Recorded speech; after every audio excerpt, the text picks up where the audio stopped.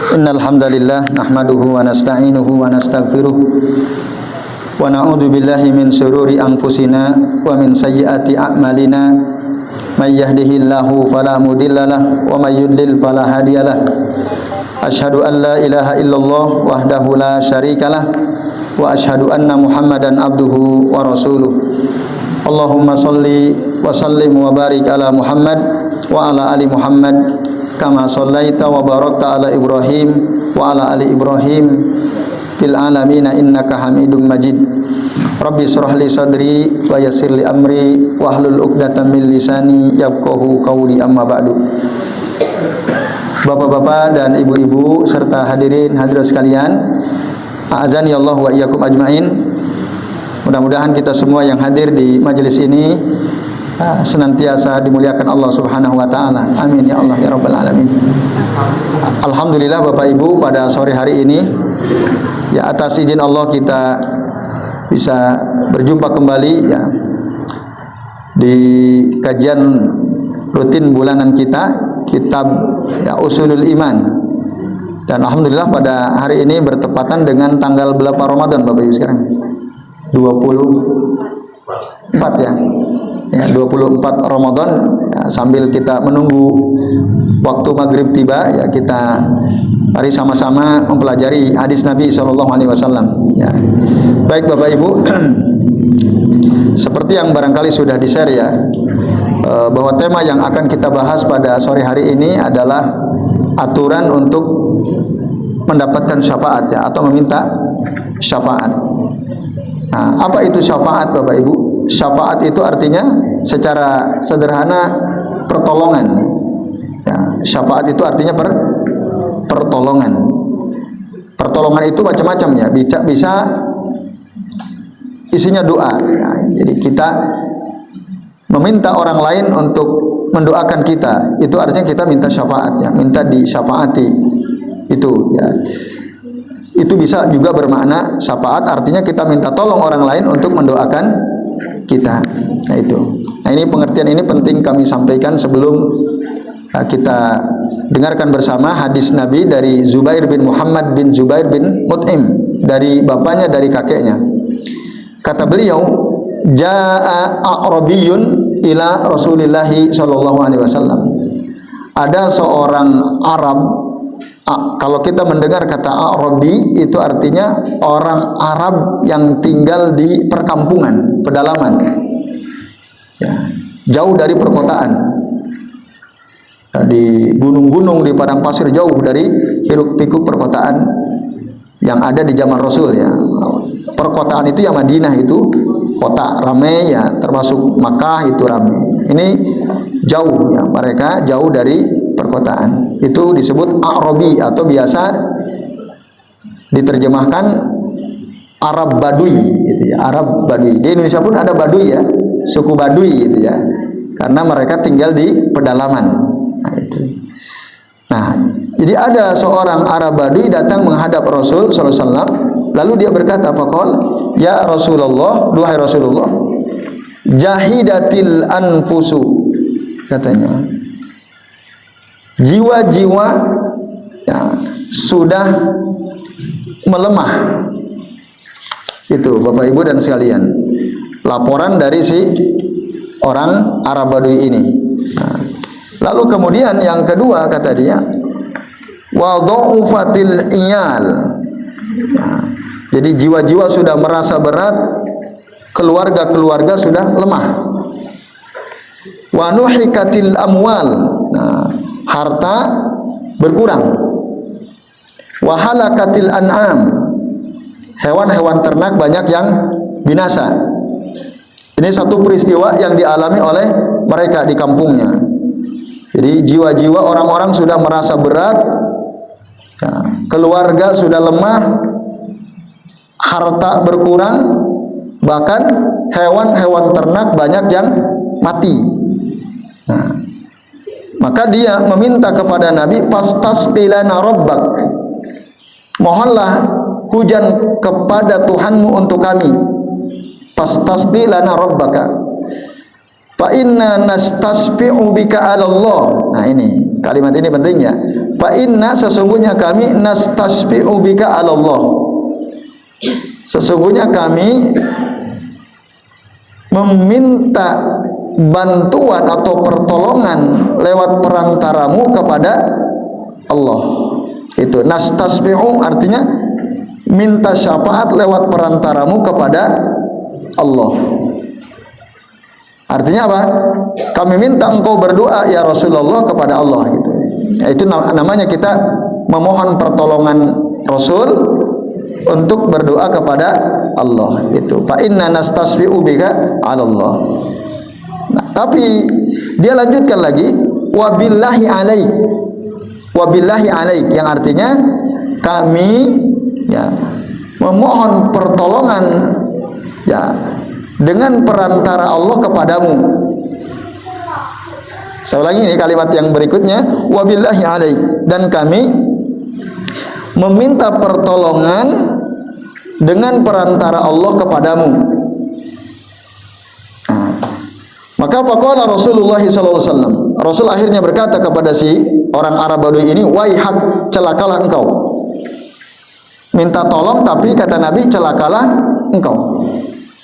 Atadri ma taqul, kamu paham enggak apa yang engkau katakan itu? Fasabbaha Rasulullah sallallahu alaihi wasallam.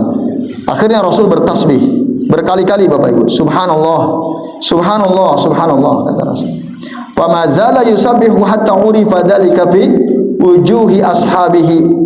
Nah, terus Rasul bertasbih sampai ketidaksukaan Rasul itu diketahui dari wajah-wajah para sahabatnya. Maksudnya gimana Bapak Ibu?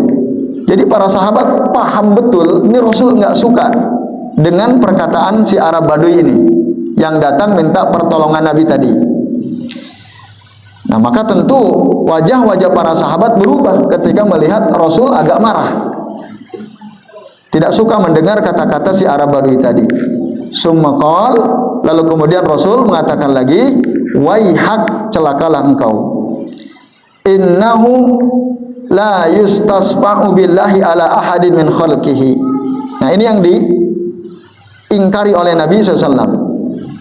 Kata Nabi, sesungguhnya tidaklah dimintai syafaat dengan perantara Allah kepada makhluknya. Saya ulangi, tidaklah boleh meminta syafaat dengan perantara Allah kepada makhluknya. Paham nggak Bapak Ibu kalimat ini?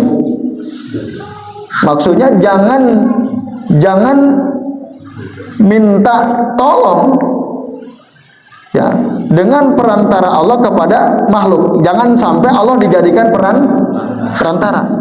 Itu yang diingkari oleh Nabi. Allah itu nggak boleh dijadikan perantara. Tapi kalau makhluk dijadikan perantara boleh atau tidak? Boleh. Kita datang ke orang soleh minta doa, boleh. Tapi kalau kita datang kepada Allah, Allah kita jadikan perantara, nah itu tidak boleh. Itu yang diingkari oleh Nabi SAW. Lalu kata Nabi, sya'nullahi a'zamu min zalika. Ya. Jadi zat Allah itu lebih agung daripada apa yang kau katakan itu. Waihak, celakalah engkau. Atadrimallah, tahu enggak engkau apa itu Allah? Inna arsyahu ala samawatihi lahakada. Sesungguhnya arasnya Allah itu di langit sana ya seperti ini kata Nabi. Wa qala bi asabihi mislu al-qubbati alaih. Lalu Rasul memberikan isyarat jadi seperti ini. Ya, inna arsyahu ala samawatihi hakada. Nah, seperti ini Rasul menggambarkan seperti sebuah kubah arasnya Allah Subhanahu wa taala. Wa innahu la ya'ibtu bihi atitar rahli birraqibi. Sesungguhnya aras itu Bapak Ibu kata Nabi, dia berteriak menyeru kepada Allah sebagaimana teriaknya hewan tunggangan kepada orang yang menungganginya karena keberatan. Hadis rawahu Ahmad wa Abu Daud.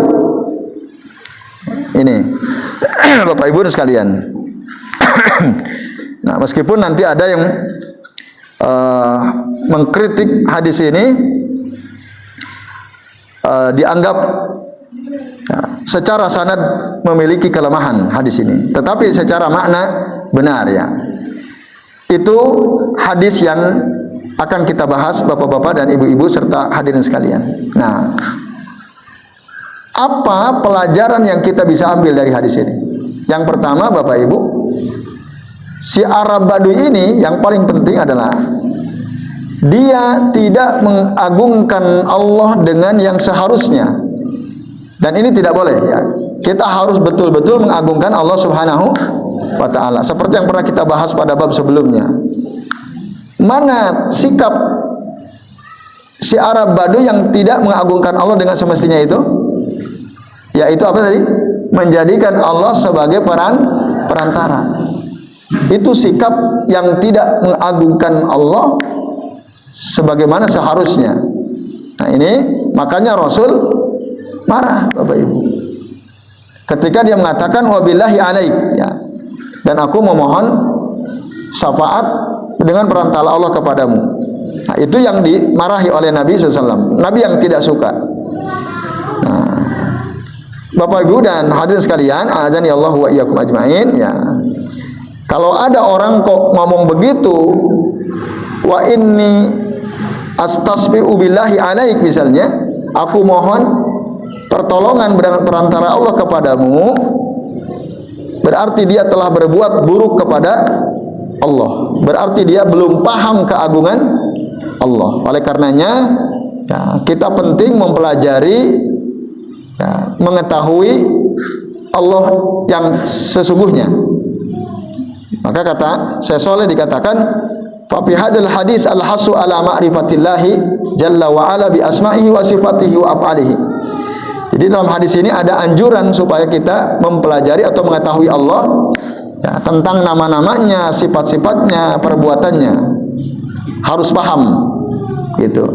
Karena orang yang tidak paham Allah, nah, dia sangat berpotensi tidak mengagungkan Allah dengan semestinya, seperti yang terjadi pada si Arab Badui ini, Bapak Ibu dan hadirin sekalian, a'azani Allah wa iyyakum ajmain. Walaupun di sisi lain, karena dia orang Arab Badui, ya ada kewajaran, ya ada kewajaran sebab apa? Mereka itu memang jauh dari ilmu, susah cari majelis ilmu karena tinggal di pedalaman itu, sehingga mereka ya karena tidak punya ilmu jadi nggak tahu apa-apa kan gitu, sehingga karena tidak tahu apa-apa ngomongnya sembarangan itu. Nah, itu akibat orang yang jauh dari majelis ilmu, seperti orang-orang pedalaman di zaman Nabi dulu ya, yang disebut dengan A'rabi. Maka dalam Al-Quran Bapak Ibu, surah At-Taubah ayat 97, surah apa Bapak Ibu? Ayat Allah Ta'ala mengatakan Al-A'rabu asyaddu kufraw wa nifaqa. Nah, kalau Bapak Ibu mau buka silakan ya, supaya kita tahu apa maksud ayat ini. Jadi Allah Ta'ala mengatakan Al-A'rabu asyaddu kufraw wa nifaqa. Jadi orang-orang Arab Badui itu Bapak sekalian ya, lebih kuat kekafirannya dan kemunafikannya. Wa ajdaru. Nah, kata wa ajdaru itu artinya itu wajar, pantas. Kenapa? Alla ya'lamu hududa ma anzalallahu ala rasulihi. Karena orang-orang Arab Badui, orang pedalaman itu, mereka tidak tahu hukum-hukum, batasan-batasan yang Allah turunkan ya kepada Rasulnya. Itu karena mereka nggak tahu. Maka orang yang tidak tahu, nah itu kalau dia bersikap keliru itu masih bisa dimaafkan gitu ya, masih bisa dimaafkan. Itu maka Nabi ya dalam satu hadis yang diriwayatkan oleh Imam Ahmad, Imam Abu Dawud, Imam At-Tirmidzi, Imam An-Nasai dari Abdullah bin Abbas, Kata Nabi apa? Man sakanal badiyata jafa. Barang siapa yang tinggal di pedalaman, maka dia akan bersikap keras, ya, bersikap buruk, tabiatnya buruk, tinggal di pedalaman. Nah, maksudnya apa Bapak Ibu? Maksudnya ya, orang yang tinggal jauh dari peradaban, di pedalaman, jauh dari majelis ilmu, nanti sikapnya kasar-kasar, keras-keras. Ini sebenarnya isyarat bahwa tinggallah kita di satu tempat, di mana di tempat itu ada majelis ilmu, itu maksudnya. Gampang akses kepada ilmu. Jangan memilih tempat yang jauh dari ilmu. Gitu. Maka bersyukurlah Bapak Ibu jika kita tinggal di satu kampung, di mana di kampung itu ada majelis ilmu, apalagi rutin gitu ya. Wah, itu bersyukurlah. Di Jogja ini termasuk alhamdulillah ya, hampir merata. Banyak mahasiswa-mahasiswa kami dulu ketika mereka masih di Jogja, di mana-mana bisa mendapatkan majelis ilmu. Bahkan tiap hari kalau dia ingin ngaji, tinggal datang aja, dia tinggal pilih mau ngaji di mana, mau ngaji kitab apa. Setelah pulang ke kampung halaman, WA pada kami, Ustadz, ternyata Masya Allah, dulu saya beruntung sekali pernah tinggal di Jogja, karena hampir tiap hari saya bisa nuntut ilmu selain di kampus. Nah, saya bisa belajar ilmu-ilmu syariat. Tapi di kampung kami Ustaz susah nyari majelis ilmu yang rutin gitu, apalagi pakai ada kitab rutin, sulit. Nah, karena tinggal di jauh ya, di pedalaman. Nah, ini Bapak Ibu ya, jadi ini isyarat sebenarnya dari Nabi bahwa berusahalah kita itu untuk dekat dengan ilmu itu. Kalau enggak nanti ya kita jauh dari ilmu seperti orang Arab Badui itu. Jadi ini sekalian. Nah, lalu kemudian dalam hadis ini juga ada isyarat untuk ya, supaya kita ya, berusaha mendatangi tempat-tempat di mana di situ ada majelis ilmu, li ajli ta'allum, agar kita bisa belajar gitu. Jangan sampai kita puas dalam keadaan ketidaktahuan. Sepanjang hayat jangan sampai. Nah, tapi berusahalah untuk an yatafaqaha fi dinillahi azza wajalla, untuk memahami ajaran-ajaran agama Allah azza wajalla. Itu anjuran ya, supaya kita terus berusaha belajar. Nah, ini Bapak-bapak dan Ibu-ibu serta hadirin sekalian. Walaupun ya memang kalau tidak tahu tadi ada kondisi ketidaktahuan itu dimaafkan. Tapi tidak setiap ketidaktahuan itu dimaafkan. Kan ada orang sering, saya kan nggak tahu, jadi nggak apa-apa. Nah, kalau memang betul-betul dia tidak tahu, di sisi lain sebenarnya dia sudah belajar, terus dia thalabul ilmi, tapi ada ilmu yang belum sampai padanya, lalu dia melakukan sesuatu, ternyata keliru. Nah, yang kayak gitu dimaafkan. Tapi ada ketidaktahuan yang tidak akan dimaafkan, pelakunya tetap akan diazab oleh Allah Subhanahu wa Ta'ala. Nah, yang seperti apa tidak tahu tapi diazab? Yaitu mereka yang tinggal di satu tempat, di mana di tempat itu ada banyak majelis ilmu, ada akses ke ilmu, mudah gampang aksesnya, tapi dia enggak pernah mau belajar, tidak pernah mau hadir ke majelis ilmu. Karena dia tidak pernah mau hadir ke majelis ilmu, akhirnya enggak tahu apa-apa. Nah, orang yang seperti ini tidak dimaafkan. Saya enggak tahu kok. Lah, kok kenapa kamu nggak tahu terus? Wong ada majelis ilmu di kampungmu, ada majelis ilmu di masjid tempat tinggalmu, ada majelis ilmu, tapi engkau tidak pernah mau hadir, makanya engkau tidak tahu terus. Nah, yang seperti itu kata saya Ibnu Al-Utsaimin rahimahullah tidak akan dimaafkan. Tidak tahu yang tidak dimaafkan. Nah, ini Bapak-bapak dan Ibu-ibu serta hadirin sekalian rahimani wa rahimakumullah. Nah, lalu Bapak Ibu yang ada kaitannya dengan masalah syafaat apa? Tadi, kalau kita mau minta syafaat, mintalah kepada Allah. Karena ya di dalam Al-Quran ya, surah Az-Zumar ayat 44, surah apa Bapak Ibu? Az-Zumar ayat 44, Allah Ta'ala mengatakan, ya, qul lillahi asy-syafa'atu jami'an. Katakanlah Muhammad, ya, milik Allah lah. Semua syafaat itu milik Allah. Jadi Bapak Ibu, syafaat itu sumbernya semua dari Allah Subhanahu wa taala. Karena makanya kalau kita mau minta syafaat pertolongan, ya semua minta kepada Allah. Walaupun boleh lewat perantara, misalnya lewat orang soleh, supaya dia mendoakan sebagaimana orang Arab Badui ini minta didoakan ya oleh Nabi supaya Allah turunkan hujan. Di satu sisi dia benar, tapi saat dia menjadikan Allah sebagai perantara, nah itu yang keliru. Maka nggak boleh kita meminta syafaat kepada orang lain dengan dijadikan Allah sebagai perantara. Nah itu keliru, itu nggak benar. Karena syafaat semuanya dari Allah Subhanahu wa taala. Nah ini yang ada kaitan dengan bab atau tema yang kita bahas Bapak Ibu dan hadirin sekalian. Jadi mintalah syafaat kepada Allah, karena semua syafaat itu milik Allah. Makanya syafaat itu ya ada syaratnya. Masih ingat nggak Bapak Ibu? Syarat mendapatkan syafaat ada berapa? Udah pernah dibahas belum ya di sini ya? Pernah ya? Ada berapa Bapak Ibu? Kalau lupa bagus, masih bagus. Artinya pernah belajar. Nah, dimaafkan. Iya, lupa termasuk dimaafkan ya. Syarat syafaat itu ada dua. Yang pertama apa? Izin dari Allah Ta'ala. Izin kepada siapa? Kepada orang yang bisa memberikan syafaat. Misalnya siapa? Makhluk. Bisa nggak Bapak Ibu makhluk memberikan syafaat kepada makhluk? Bisa.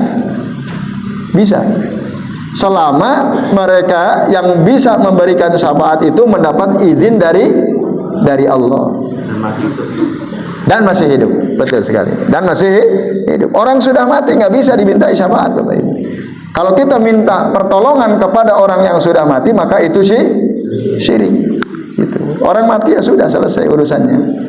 Tapi ada nggak orang minta syafaat kepada orang yang sudah mati? Ada. Kalau ada di antara kita, berhentilah. Taubatlah segera kepada Allah, jangan lakukan lagi, karena orang sudah mati tidak bisa dimintai syafaat. Sudah tidak bisa. Nah ini. Nah siapakah mereka yang bisa memberikan syafaat itu Bapak Ibu? Siapa saja kira-kira? Satu Rasulullah SAW. Kemudian siapa lagi? Siapa? Orang-orang soleh bisa. Kalau kita punya teman, insya Allah ini orang soleh semua ini ya sini ya. Nah, amin ya rabbal alamin. Itu bisa menolong, memberikan syafaat kepada temannya. Diceritakan oleh Nabi dalam hadis yang panjang riwayat Imam Al-Bukhari itu ya. Jadi ada orang-orang soleh ketika mereka sudah berada di sorga, mereka mencari-cari temannya. Kok si fulan nggak ada ya Rob, kemana dia? Padahal dulu dia sering sholat bareng bersama kami, puasa bareng bersama kami. Kalau kita sering hadir ke majelis ilmu bersama kami ya Rob, tapi kok nggak kelihatan gitu. Kemana dia? Nah, akhirnya Allah mengatakan, cobalah kamu lihat ada nggak di neraka. Pasti lihat, ternyata ada. Ya Rob, ternyata ada. Lalu dia minta supaya dikeluarkan. Maka Allah pun mengizinkan orang soleh itu untuk membantu temannya yang ada di neraka supaya diangkat. Nah, itu hebatnya kalau kita punya teman orang soleh Bapak Ibu. Punya teman orang soleh, betul. Jadi bisa memberikan syafaat. Terus siapa lagi Bapak Ibu yang bisa memberikan syafaat itu? Anak yang soleh. Nah, jadi pernah Nabi cerita ada orang bertanya kepada Allah Ta'ala, ya Rabb, kenapa kok derajatku naik ya Rabb?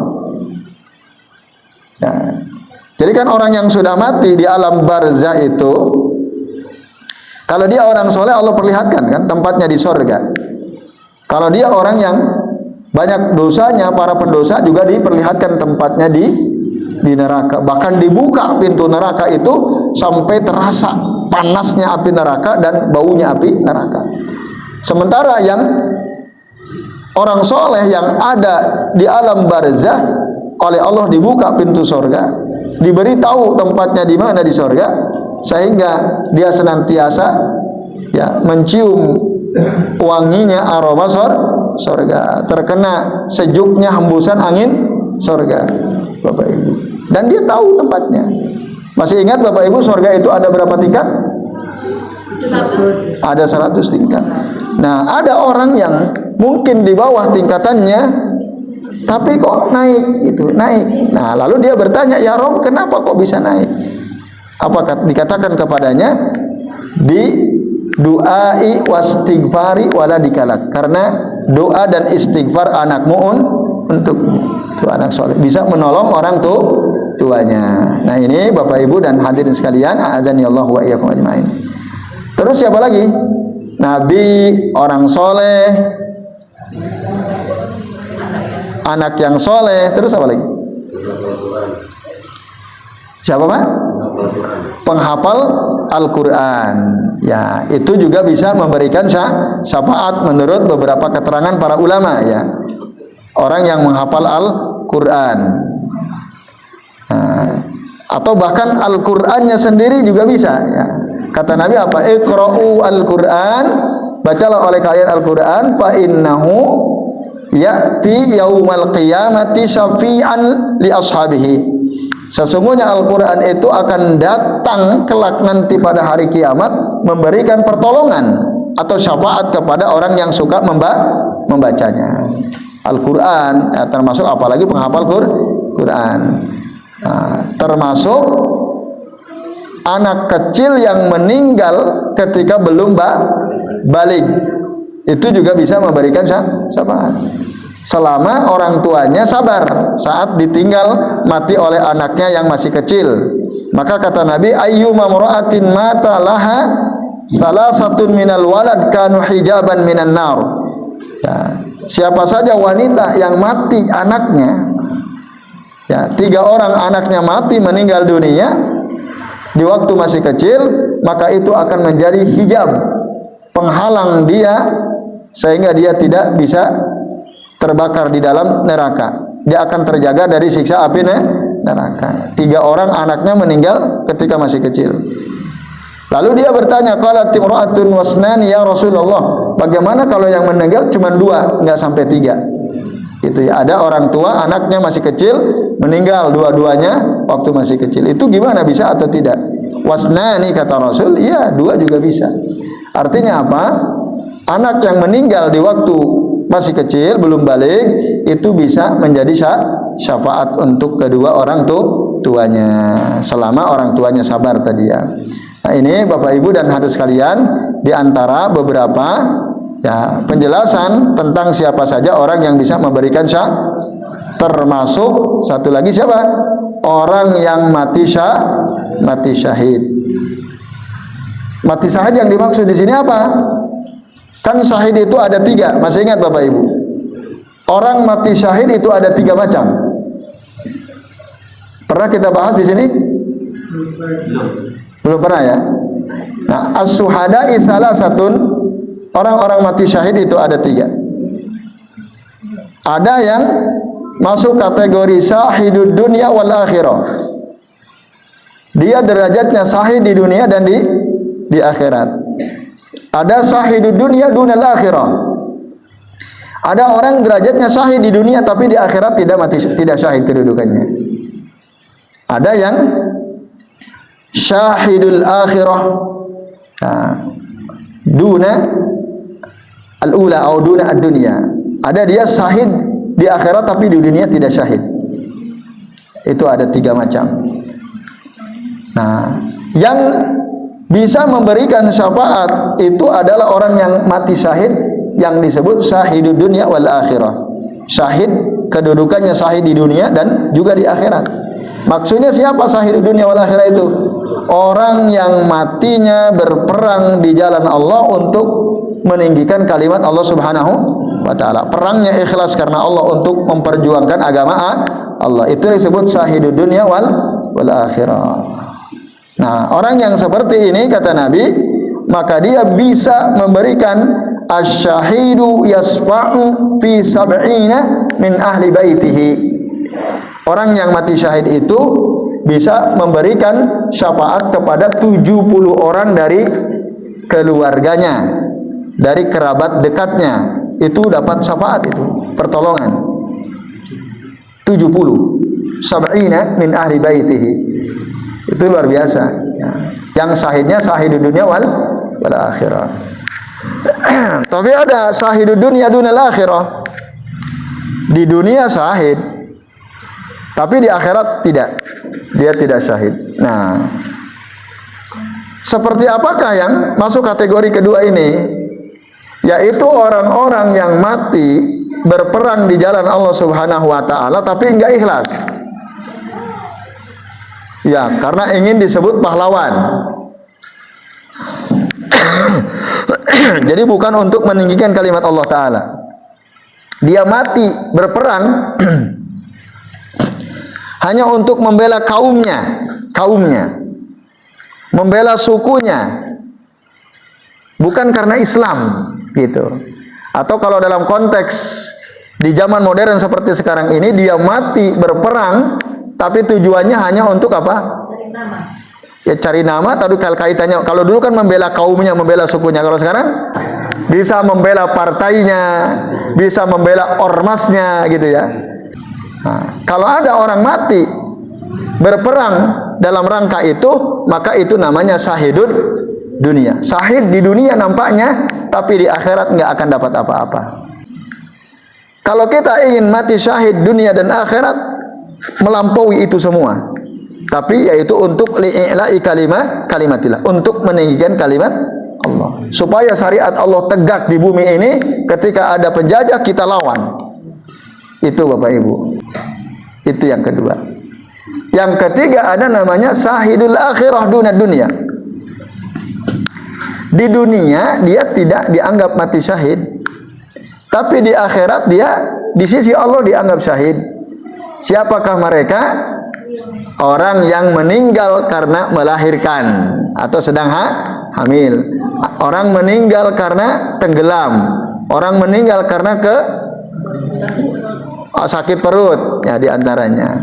Orang yang meninggal karena ketimpaan bangunan. Itu namanya syahidul akhirah, kata para ulama. Nah, ini Bapak sekalian. Nah, yang dimaksud bisa memberikan syafaat kepada 70 kerabatnya itu yang mana? Syahidud dunia wal akhirah, syahidul akhirah dunia atau syahidud dunia dunal akhir? Syahidud dunia wal akhirah. Jadi orang mati syahid itu ada berapa? 3 macam. Yang pertama syahidud dunia wal akhirah. Yang kedua syahidud dunia dunal akhirah. Yang ketiga syahidul akhirah dunad dunia. Itu rinciannya jelas tadi ya, sudah terang. Nah ini Bapak Ibu dan hadirin sekalian, a'azani Allah wa iyyakum ajmain. Lalu bedanya apa syahidud dunia wal akhirah dengan syahidul akhirah? Kalau syahidud dunia wal akhirah dengan syahidud dunia sama diperlakukannya. Mereka tidak perlu dimandikan, tidak perlu dikafani, bahkan tidak disolatkan pun tidak ada masalah. Kalau orang mati syahid di medan perang. Tapi kalau orang mati syahidnya syahidul akhirah, dimandikan atau tidak? Tetap dimandikan, tetap dikafani, tetap disolatkannya. Perlakuannya berbeda, walaupun mereka sama-sama syahid. Nah ini Bapak Ibu dan hadirin sekalian, jadi pihak-pihak atau makhluk yang bisa memberikan syafaat kepada makhluk sesama makhluk, ya, agar tidak diazab oleh Allah Ta'ala, atau agar diringankan azabnya oleh Allah Ta'ala, atau agar diampuni dosa-dosanya oleh Allah Ta'ala, langsung dimasukkan ke surganya Allah Subhanahu wa Ta'ala. Maka syafaat itu Bapak Ibu sangat kita butuhkan. Pertolongan dari Allah sangat kita butuhkan. Pertolongan dari Rasulullah sangat kita butuhkan. Pertolongan dari teman-teman kita yang soleh sangat kita butuhkan. Pertolongan dari amal-amal kita, termasuk dari bacaan Al-Quran kita, termasuk dari puasa kita, itu sangat kita butuhkan kelak nanti di akhirat. Oleh karenanya perbanyaklah amal soleh, dan berkumpulan dengan orang-orang soleh. Apa itu bahasa Jawanya? Wong kang soleh kumpulono gitu ya. Berkumpulan dengan orang-orang soleh. Bukan hanya sekedar kumpul, kenal. Bapak Ibu, nun sewu nggih. Semua kita yang hadir di sini pada kenal semua apa enggak? Ada enggak yang kenal semua nama-nama yang hadir di sini? Enggak ya? Nah, harusnya kita kenal semua. Itu supaya nanti kita ingat di akhirat, ya Rob, Pak Pulan mana, Bu Pulan mana. Itu harusnya kita yang sering hadir ke majelis ilmu itu berusahalah untuk saling mengenal Bapak Ibu. Karena nanti kita akan ingat nanti. Itu lah, kalau nggak kenal gimana mau ingat-ingat? Ya siapa ya dulu namanya, lupa kan? Nah, itu. Nah, ya siapa namanya kan, yang ngurus banyak kan gitu. Nah, ini ya Bapak Ibu dan sekalian, oleh karenanya berusahalah untuk saling mengenal dengan orang-orang soleh itu. Orang-orang yang sering hadir di majelis ilmu bersama kita. Kita kenal, usahakan kenal. Supaya tadi nanti di akhirat ya, kalau toh dia yang duluan masuk surga, dia ingat sama kita kan gitu. Nah, yaitu Bapak Ibu dan hadirin sekalian, a'azani Allah wa iyyakum ajmain. Jadi gitu, cara meminta syafaat itu ya kepada Allah, tapi bisa lewat tadi perantara makhluk. Jadi jangan sampai kita menjadikan Allah sebagai perantara. Nah, tapi Bapak Ibu masih ingat juga kan? Ya. Modal kita untuk dapat syafaat sebenarnya banyak. Kita bisa kumpulkan di dunia ini. Ya. Bahkan diterangkan oleh para ulama, ya, ada amalan-amalan yang bisa membuat kita mendapatkan syafaat, menjadi penyebab kita mendapatkan syafaat Bapak Ibu. Apa saja di antaranya? Satu, membaca sholawat kepada Rasulullah SAW. Itu amalan yang akan membuat kita mendapatkan syafaat Bapak Ibu dan sekalian. Nah, hadisnya gini ya. Qala Nabi sallallahu alaihi wasallam, ya, man qala hina yasma'un nida, barang siapa yang berdoa ketika dia mendengar azan. Ya.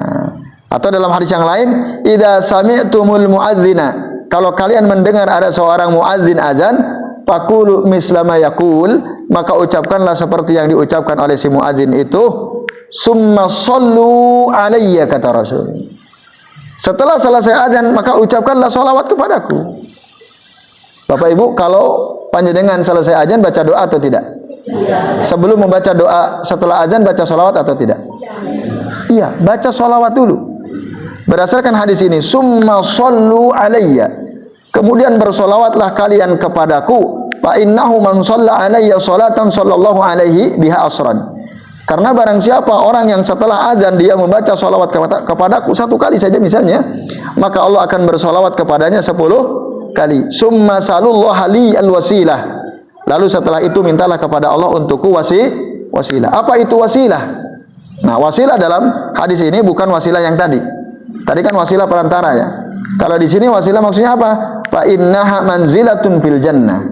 Jadi wasilah itu adalah, ingat-ingat ini, wasilah itu adalah manzilatun fil jannah, satu tempat yang ada di surga Bapak Ibu.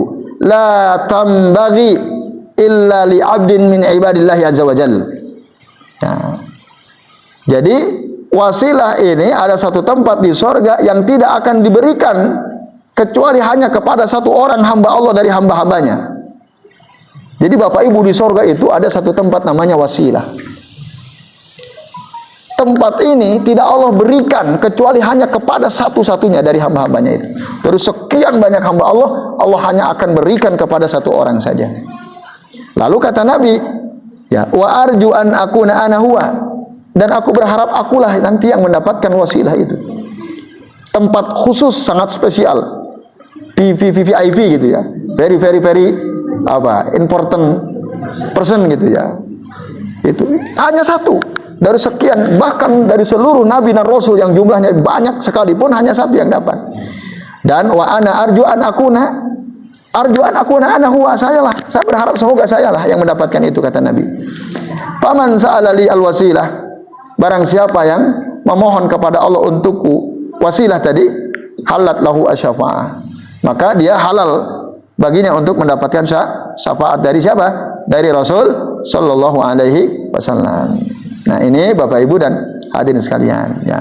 Jadi sholawat wabil khusus yang dibaca setelah azan. Maka setelah azan itu, selain kita menirukan apa yang diucapkan si muadzin, jangan lupa baca dulu sholawat, baru setelah itu doa setelah selesai azan yang sesuai dengan tuntunan Nabi Shallallahu Alaihi Wasallam itu. Tapi pernah nggak Bapak Ibu mendengar ada orang baca sholawatnya malah bukan setelah azan, sebelum azan? Sebelum azan baca sholawat dulu dikerasin. Itu ada di beberapa masjid ada. Si muadzin itu baca sholawat dulu dikerasin, bahkan itu nggak ada tuntunannya. Itu tidak pernah diajarkan oleh Rasulullah SAW. Nah, berharap dapat syafaat, tapi malah boro-boro syafaat, bahkan amalnya pun tertolak. Karena apa? Rasul tidak pernah mengajarkannya, menuntunkannya. Nah, ini Bapak Ibu dan hadirin sekalian, a'azanillahu wa iyyakum ajmain. Terus apa lagi Bapak Ibu? Amalan yang bisa menjadi sebab kita mendapatkan syafaat. Tadi kan membaca sholawat ya. Apalagi? Tadi baca Al-Quran. Terus mengajarkan ilmu agama. Apakah ada dasarnya bahwa mengajarkan ilmu agama itu bisa mendapatkan syafaat? Nah, nampaknya itu tidak ada Bu ya dalam dalil ya. Yang ada itu sebaik-baik di antara kalian ya. Khairukum man ta'allama al-Qur'an wa 'allamahu, misalnya. Sebaik-baik kalian yang mengajarkan Al-Qur'an dan yang belajar Al-Qur'an dan mengajarkan Al-Qur'an. Kalau yang secara spesifik kaitannya dengan syafaat, nah, itu tidak ada ya, tidak ada.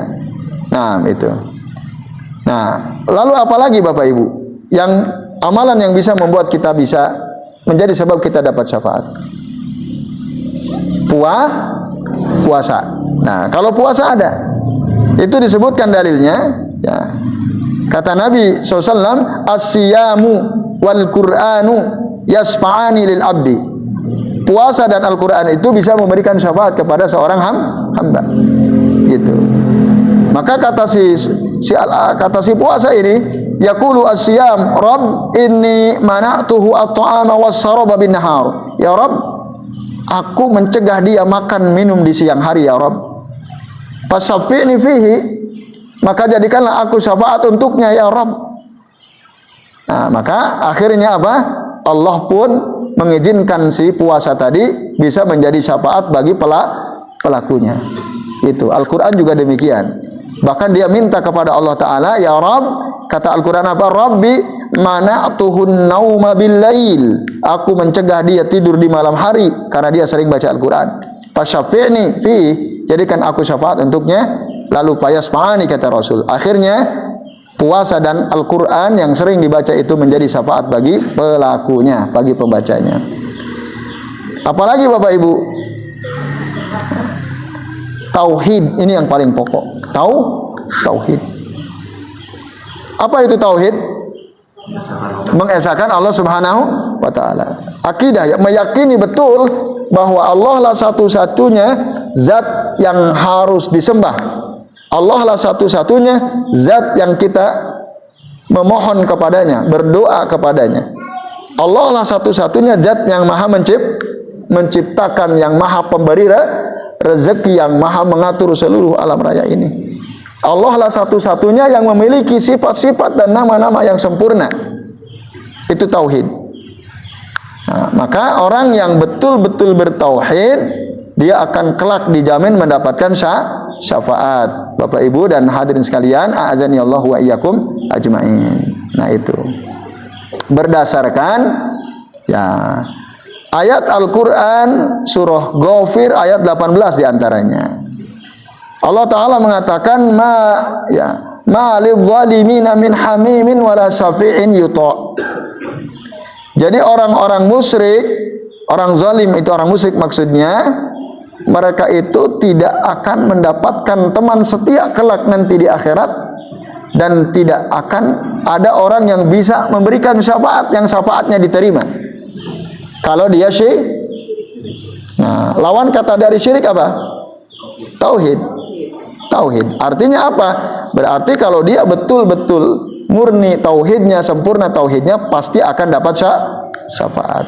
Kalau tidak, ya maka dia terhalang dari syafaat ini. Nah, ini tauhid, sholawat, puasa, baca Al-Quran. Masih ada lagi? Masih ada. Apalagi Bapak Ibu? Ya, di antara yang bisa menjadi syafaat adalah apa? Ya, di antaranya adalah ya ketika kita mati banyak orang menyolatkan kita. Gitu. Kasratu al-musallina ala al-mayyiti. Nah, maka kata Nabi, ya apa kata Nabi? Ma min mayyitin yusalli alaihi ya ummatun minal muslimina yabluguna mi'atan kulluhum yasfa'una lahu illa syafa'u fih. Tidaklah ada satu mayit yang mayit itu disolatkan oleh umat muslimin yang jumlah mereka sampai 100, maka setiap mereka itu yang berdoa untuknya kecuali Allah akan jadikan mereka itu ya doa-doa mereka itu sebagai syafaat bagi si mayit tadi. Itu Bu. Tapi nanti ada keterangan dalam hadis yang lain, ma minkum min ahadin yamut summa yusalli ala janazatihi arba'una rajulan la yusrikuna billahi syai'an illa syafa'ahumullahu fihi. Tidaklah ada salah satu di antara kalian yang meninggal dunia lalu kemudian disolatkan jenazahnya itu oleh 40. Nah, di hadis ini oleh 40 orang. Ya, oleh 40 orang yang mereka semuanya tidak ada yang menyekutukan Allah sedikit pun ya, dengan apapun, kecuali Allah akan jadikan solat mereka, doa-doa mereka menjadi penolong atau syafaat bagi si mayit itu. Ya, setidaknya 40 lah. Tapi syaratnya yang ke-40 orang itu tidak ada yang berbuat syirik, itu syaratnya. Maka itu dijamin kata Nabi akan bisa memberikan syafaat. Nah, maka gimana tuh caranya supaya pas nanti kita mati banyak teman-teman kita menyolatkan kita? Bisa nggak Bapak Ibu caranya? Ya bisa. Banyak berteman dengan orang soleh kayak begini kan. Nah, oh iya si fulan. Apalagi kalau kita kenal betul ya semua orang juga kenal kita. Maka orang kalau kenal sama kita tergerak ketika mendengar kita nggak ada, dia akan tergerak untuk menyolatkan. Tapi kalau nggak kenal, kita tergerak untuk datang nggak biasanya? Enggak kan kalau nggak kenal. Itu. Maka banyaklah kenal orang. Nah, jadi ini sekalian di antaranya yang terakhir ya, di antara amalan atau sesuatu yang bisa menjadi sebab kita mendapatkan syafaat tadi, sabar ketika ditinggal mati oleh anaknya yang masih kecil ya. Itu. Terus apa lagi? Tadi berteman dengan orang-orang soleh. Itu di antara sebab. Tadi menurut sedikit Ustaz, untuk syafaat kepada orang soleh ya. Itu bagaimana membedakan orang-orang yang benar soleh dan yang mengaku soleh? Kan banyak yang istilahnya sekarang itu kan dukun atau apa itu atas namakan dirinya sebagai kiai atau orang soleh ya. Berpenampilan seperti orang ahli agama atau orang soleh gitu ya. Ya. Ya baik Bapak sekalian, azani Allah wa iyyakum ajmain. Ya, ciri-ciri orang soleh itu ya, dia memenuhi hak-hak Allah Ta'ala dan hak-hak makhluk. Itu orang soleh. Ya, jadi semua hak Allah dia penuhi, semua hak makhluk dia penuhi. Itu orang soleh. Jadi kalau hak Allah dia penuhi, dia tidak pernah mensekutukan Allah, dia hanya menyembah Allah saja. Itu kan hak Allah. Itu orang soleh. Ya, dia taat kepada Allah, dia taat kepada Rasulullah. Itu orang soleh. Termasuk hak-hak sesama makhluk, hak sesama manusia, hak hewan, hak pepohonan, makhluk Allah yang lain.